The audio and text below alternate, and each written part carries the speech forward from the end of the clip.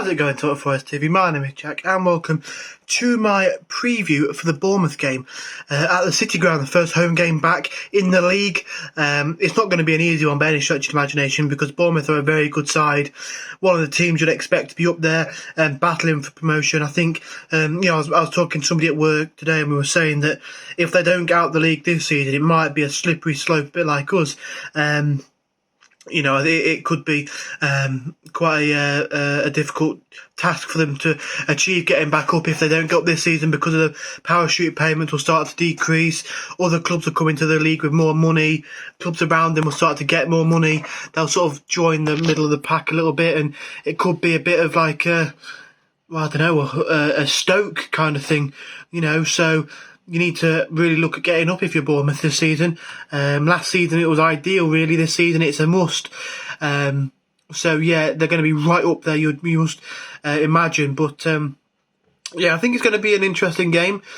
I can see us losing this one again, but you've got positives from last night, or last night for me anyway. I didn't get to see the game, but I've heard a lot of good reports about the youngsters played really, really well. Good to see Carvalho got on the score sheet twice.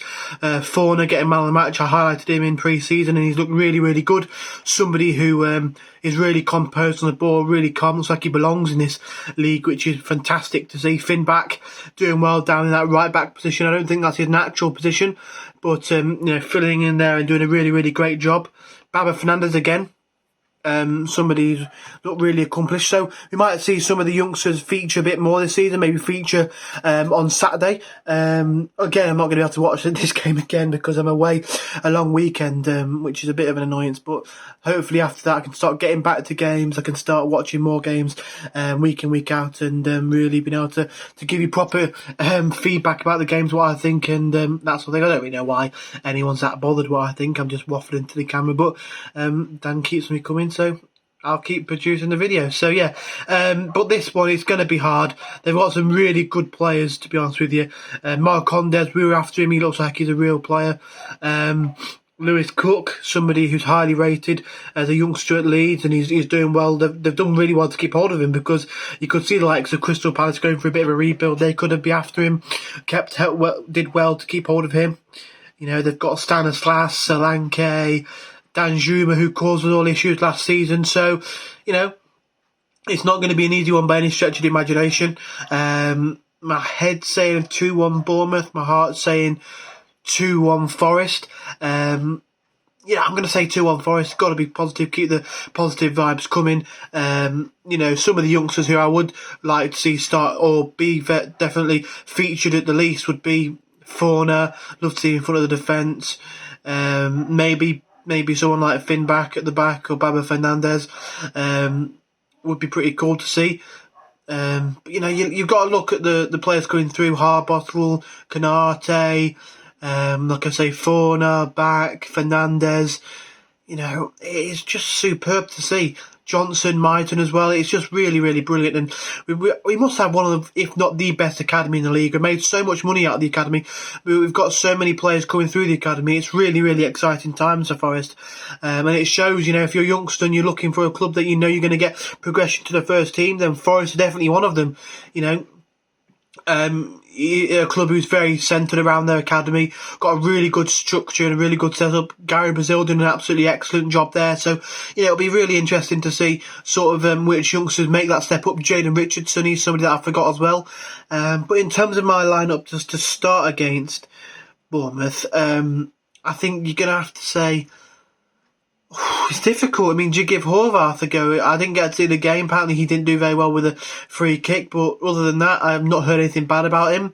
Samba wasn't his greatest, I guess you could say. It was really difficult though, because that winner for them, it was such a powerful header. I don't think he really expected it to be that powerful, and he couldn't quite keep it out. I would stick with Samba in goal if I'm honest. Wouldn't be against Horvath playing. A back four for me of Jordan Gabriel, another one coming out of the academy. At right back, Asaya Tutu. I know he's meant to be a right back, but he has played once or twice at left back, and we've got no other fit left backs. Not fit left backs, no other left backs who can play other than Bong, who's suspended for 2 more matches. So it'd have to be him or Nbiso, who again's injured. So yeah, Asaya Tutu there. Maybe Richardson could come in there, but I'd say Asaya Tutu. 2 centre-backs I'll go with. If Worrell's back, definitely Worrell. If not, then I'd probably say Finn back, or Baba Fernandez and McKenna. I think Baba Fernandez has looked really good in the pre-season games. Hopefully, I didn't see too much of him last night, but maybe he played well last night, I don't know. But it'll be great to see him. The 2 in front of the defence, I'd go with Fornott and Yates. I think that could be a really good partnership. The 3 behind the striker, you go with Johnson, Carvalho, and Mighton. Oh, I've just thought of Zinkernagel. He did really well last night from what I saw. Actually, no, I'll go with those. I'll go with those and have Zinkernagel come off the bench. No, I changed my mind. Sorry, my apologies. Zinkernagel, Carvalho and Johnson. Bring Mighton off the bench with his raw pace. But we've got to touch on Carvalho. I mean, my guy, he split so much opinion at the Forest. You've either got to get rid of him and say, right, that's it, or stick with him and say, right, we're going to stick with him, we're going to put everything into this young man and really make the money back from him. And he scored twice last night, and he silenced some of his critics. I'd love to see him start tomorrow, Saturday, add to his tally, maybe getting a couple of assists or a single assist would do us nicely, and it could be, the start of something great with Carvalho. I'm really happy for him, and I'd really love to see him start on Saturday. On his day, he can be a real handful for defenders. He can cause so many problems with his agility, his ball control and his skill. So yeah, I'd love to see him start in behind Lyle Taylor. Got his goal against Coventry. People are saying maybe start Mighton up front, bring Zinkernagel, Johnson and Carvalho in behind him. But I think you got to start with Taylor from the start. Bring Carvalho on, bring Mighton on from maybe the hour mark, let's say, if things aren't going well or if Taylor's looking a bit tired. But he got his goal against Coventry, so you can't really drop him in the league. I think he deserves another swing at the bat. And I'm going to say 2-1 Forest. If I had to go for scorers, I'd say Johnson and Zinkernagel.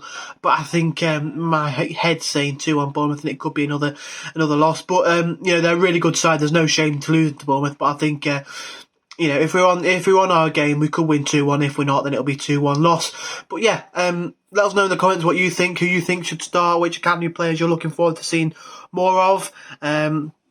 What you think the score's going to be, who you think's going to start, and what you're expecting to happen within the game. So yeah, if you did enjoy, smash the like button, subscribe if you are new around here. Also, if you want to get your videos in, then always reach out to the Tftv Instagram pages, Twitter pages. Dan's always asking for new people to come on, so if anyone is interested in doing so, then don't hesitate to ask. That's what I did, and I'm on most weeks now. So yeah, if you did enjoy, smash the like button, subscribe if you are new around here, and come on, you Reds.